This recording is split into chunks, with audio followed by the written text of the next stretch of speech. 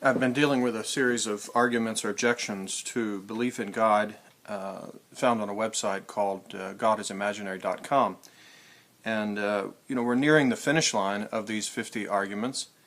And there's a series of them. As I look forward at the final 10, I'd gotten up to the 39th objection recently, and looking over the final 10 arguments, there's a handful of them that focus on prayer again. We've looked at several other arguments. In fact, it's one of the most dominant recurring themes in this series of arguments is various objections or problems that are found with the act of prayer for Christians. Arguments 40, 41, 42, 44, and 48 all focus on prayer to some degree.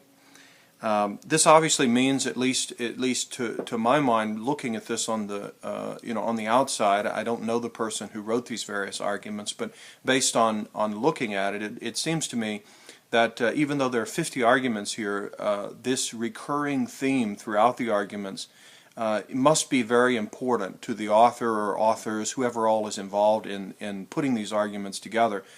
Clearly, the attack on prayer is one that is considered especially important. It's especially important to me too, because prayer, in my experience and in the Catholic tradition that I'm a part of, is enormously important. In fact, if you take the Catechism of the Catholic Church, which is a big book that summarizes what the Catholic Church believes and teaches, it's a book deeply rooted in our history.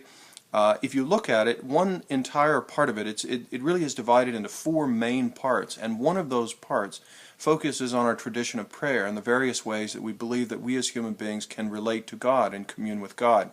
There are countless books that have remained from the lives of what we call spiritual writers. These are people who have this deep and profound relationship with God, and they tell us about that relationship in these various books that we call their spiritual writings. One book that I teach a lot is a book by St. Augustine called The Confessions, which is a classic book. This is one copy of it that I have.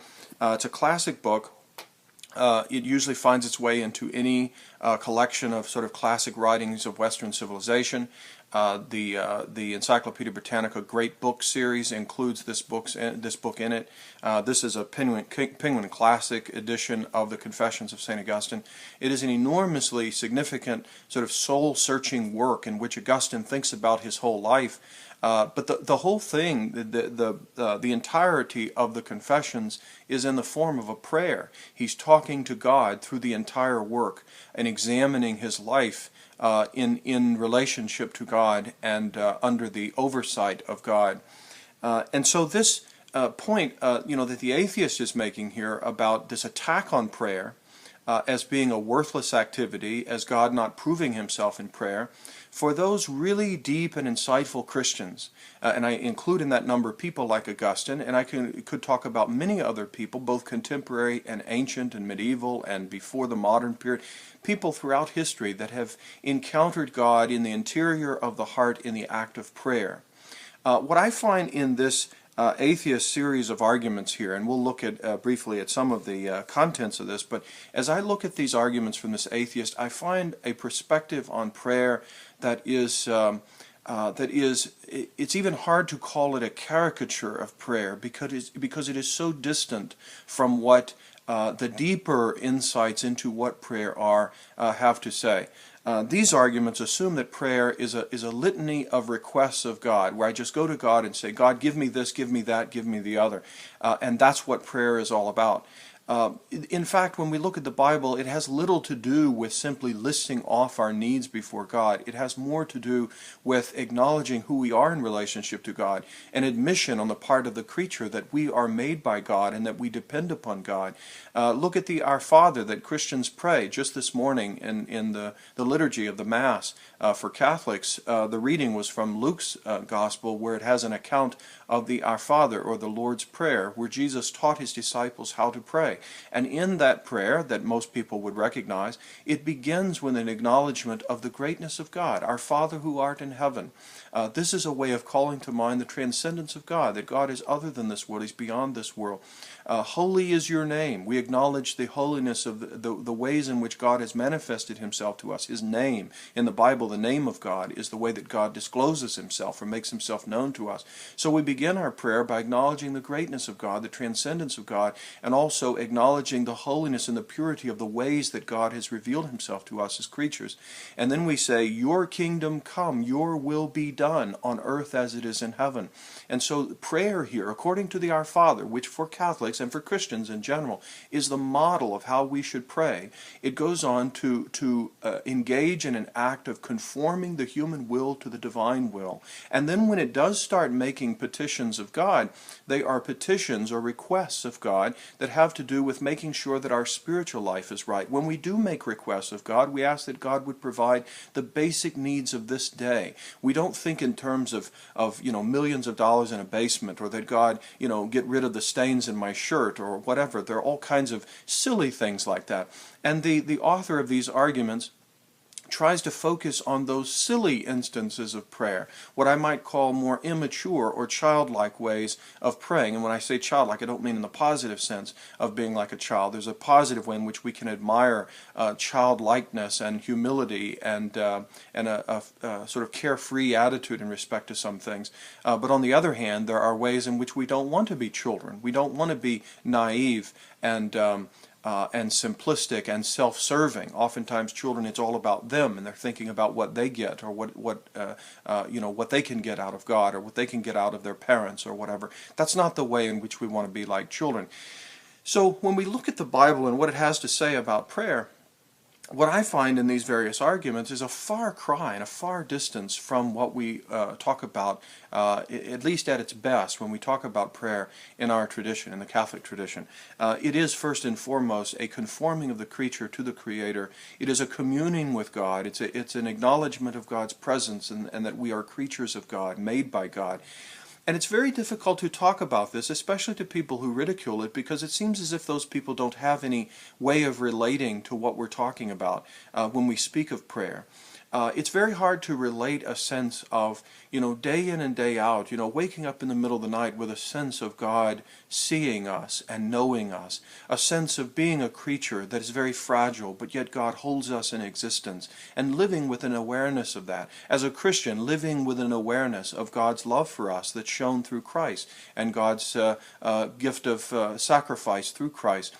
These kinds of experiences that we have in prayer are very difficult to communicate. It's almost like trying to communicate the experience of love with someone that you passionately love or very deeply love to someone that's never had that experience. It's enormously difficult to transmit the experience of love or the experience of self-sacrifice or whatever. Those kinds of things are very difficult to communicate if you don't experience them.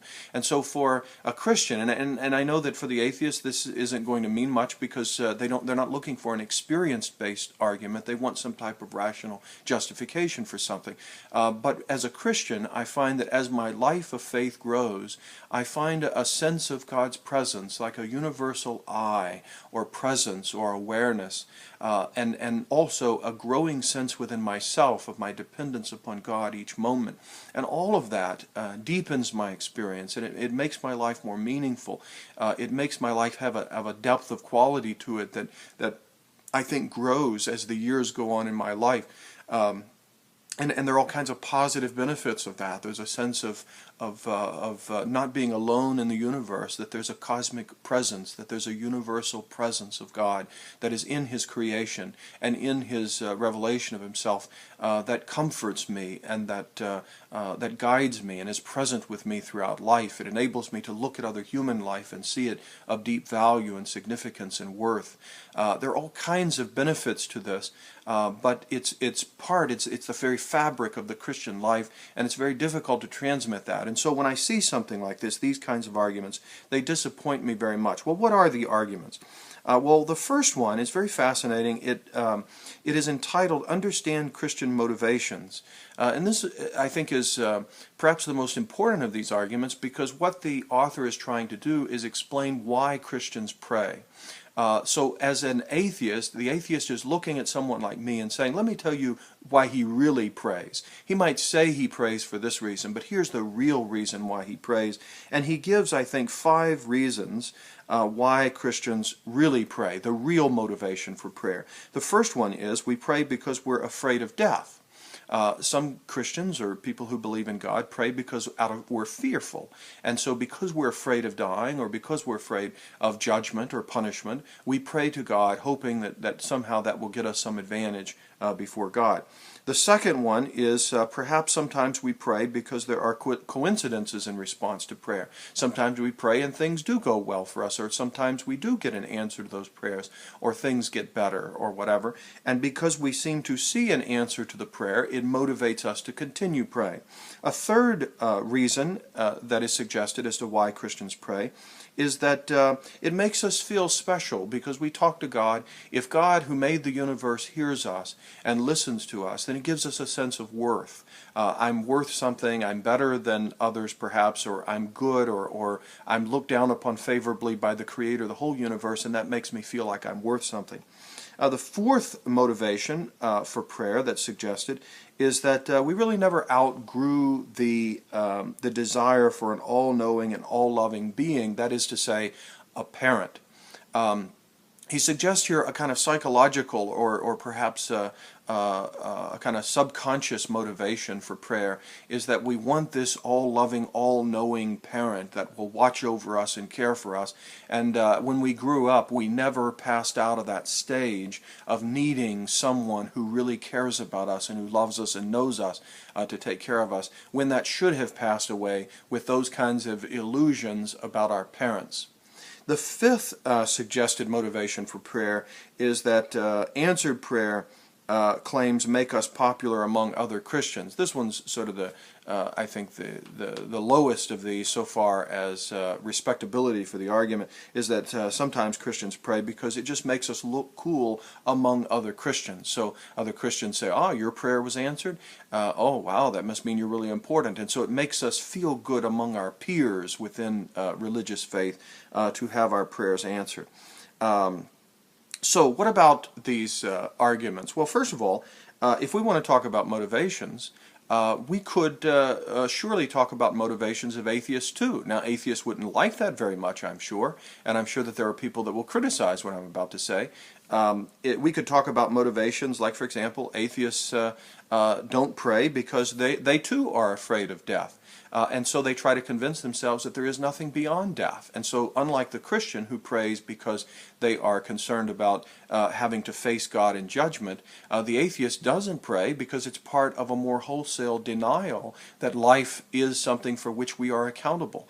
And therefore they too are afraid of dying, but their way of dealing with death is to deny that God exists at all, and therefore to say that death is the total annihilation and end of the human person, and therefore I should not pray because there is nothing beyond this life. So maybe the atheist too is motivated by or driven by this psychological motivation to avoid any consequences of death. A second suggestion that I would make, that's something I could throw at an atheist and say, that the atheist experiences a kind of inferiority complex, that the atheist looks at the idea of God and says, well, God's supposed to be the supreme reality. If God exists, that would be oppressive to my freedom and to what I want to do with my life, so I just reject the belief in God because I don't want to live my life under the oversight or the direction of someone greater than I am. And so it's part of this effort to get away with doing what they want to do. A third motivation that I could suggest for an atheist, and again, I'm not suggesting that these things are true of every atheist out there. I'm just saying if people want to play the game of motivations, we can do that too for atheists, that atheists have other motives of their own. Like, for example, I could say that an atheist fits in with other people who deny God, that it's to some degree faddish nowadays for some groups, especially among young men of a certain age. It tends to be fashionable to deny the existence of God. And so it's just cool for them. A fifth motivation can be that it's a kind of ultimate ego trip, that I want to say that I'm God, that I'm the supreme reality and nobody's above me. I could say that the atheist perhaps is motivated by hopelessness, that they don't have any hope, and their hopelessness is then transferred over to the idea of God, that if God exists, then there is some ultimate hope and reason behind things, but they have no hope, and so they reject God. Another reason that I could offer is that, and I already suggested this one, is they don't want anyone to tell them what to do. So there are lots of different reasons that I could offer for the atheist, but I'll have to revisit this because I'm about time on this video, so I'll have a part 2 on the subject of prayer.